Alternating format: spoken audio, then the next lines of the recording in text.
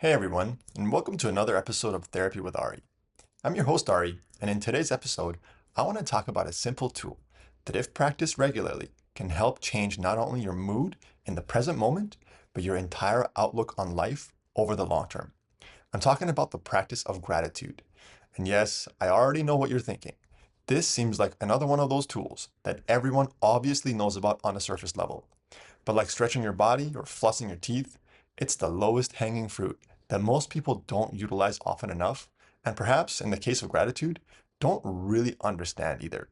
So today, I want to walk you through what gratitude actually means in practice and why it's one of the best tools that you can employ in your life to change your mood right now and to change the way that you regularly feel in the long term as well.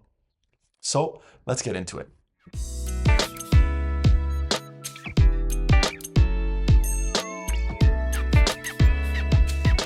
Very often, when I talk about gratitude with my clients, I find that there's a really big misunderstanding of what this word means in people's minds. Often, people associate gratitude with just being positive or looking at the glass half full. And while this is true to a certain extent, it's not the whole picture. Being grateful is, first and foremost, an emotional experience. In a sense, it's the exact opposite of the feeling of lack or not enough. When you're feeling grateful, and I mean actually really feeling grateful, you aren't thinking about things that are lacking in your life. You're thinking about all the wonderful gifts that you're lucky to have. And so, in a certain sense, the feeling of lack and the feeling of gratitude are total opposites that can't coexist at the same time. And that's a very important thing to remember. Gratitude is also not just about being positive, it's about seeing the good in your life, regardless of whatever else is going on. It's choosing to focus on the positive, despite the fact that the negative things also exist.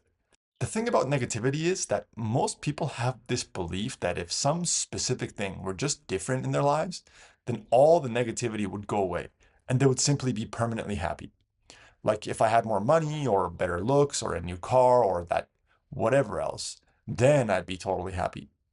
I don't think I need to go into detail about how this is simply not true. It's something that most of us have probably experienced for ourselves. But the important thing to understand here is that negativity is like gravity. It's something that happens automatically in most people's brains, regardless of their external situation. It's like tension in the body. No one needs to have a practice of tension. It happens without our awareness as a natural part of life. But what almost everyone does, in fact, need to have is a stretching routine that helps reverse this natural buildup of tension. In the same way, psychological negativity is an automatic thing that happens in the mind. And the practice of gratitude is the mental stretching routine that reverses this psychological tension. And it's not like we don't all already know most of this. It's not news that genuine happiness is not really an external, object oriented emotional state. We've all heard over and over that it's an internal, self motivated one. And maybe we even believe this to be true as well. The difficult part is that it's hard to remember this on a day to day, moment to moment basis.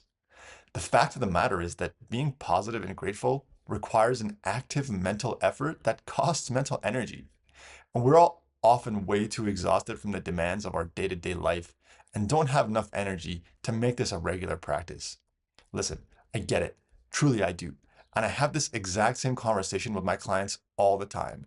My aim here isn't to make you feel bad about yet another practice that's good for you, but that you're not doing, because that's just more negativity. The thing is, though, that while it's true that feeling good requires constant work and energy, how much do you like it when you're feeling bad, down, or negative for days on end? It's the same thing people say when talking about physical health. Yes, it requires lots of effort to go to the gym and exercise and be healthy, but how do you like it when you're unhealthy and your entire body hurts for no reason at all? So much of human behavior and thinking is a matter of habit, and real change is unfortunately rare and hard to come by. This is just again due to the fact that change is energy expensive, and most people are simply too tired or too comfortable with the state of things as they are to be willing to put in the effort and consistent time to create change. This is why in an earlier video, I made the claim that pain is necessary because the only time we're feeling motivated to change is when something is hurting enough in our lives for us to do something about it, whether that's physically, emotionally, financially, and so on. And one of the most comprehensive immediately effective, simplest, and longest lasting palliatives for emotional pain is the practice of gratitude. As I said earlier, it's basically impossible for gratitude and negativity to coexist in the mind at the same time. When you focus on what's actually good in your life for a few minutes, it doesn't mean that you ignore the bad or pretend that it doesn't exist. It just means that you bring in a much more balanced view of where your life is currently at, so that your focus is not entirely on what's lacking or what you wish you had more of. I also don't advocate that people stop thinking about what's lacking in their life, or to put it more nicely, I don't tell people to not have goals to strive towards. As with everything, my belief is that there's a balance in life, and too much focus on goals or too much focus on gratitude is unbalanced and will simply lead to blind spots. We need both sides of this emotional binary. But the truth is that seeing what's lacking is automatic and doesn't usually require any extra effort for most people. It's the other side of the equation that needs to be practiced and brought into focus. So practice gratitude, even in this moment right now. Take 5 seconds to just think about a couple of things that you're grateful for. It doesn't need to be some grand thing either. This morning's meal, the roof over your head on a stormy day, or even just a feeling of a good deep breath. There's a million things to be grateful for in your life. And if you find yourself thinking, well, all of this is just too cheesy and I can't be grateful for a breath of fresh air, then this is precisely the thought pattern that you need to be most aware of. Because it is so locked in on fear and lack that it can't even take a 5-second break from that emotional frequency to enjoy something small in a meaningful way. If you find yourself being negative about the practice of gratitude, you must find a way to snap out of that negative cycle. It's the equivalent of someone who's in physical pain saying, yeah, but stretching doesn't really even work anyway, and it's kind of stupid to think something so simple and silly could make me feel better. The negativity about the activity is, first of all, inaccurate, and second of all, destructive to your ability to utilize the very tool that's going to make you feel better. And like any other psychological practice, whether it's gratitude, meditation, body awareness, or anything else, the most important thing about the practice is that it generates new emotions for you. If you're sitting down and thinking about gratitude, but not feeling grateful, then what are you really doing? If you're sitting down to meditate, but don't feel calm and grounded after, then was that a genuine exercise worth your time?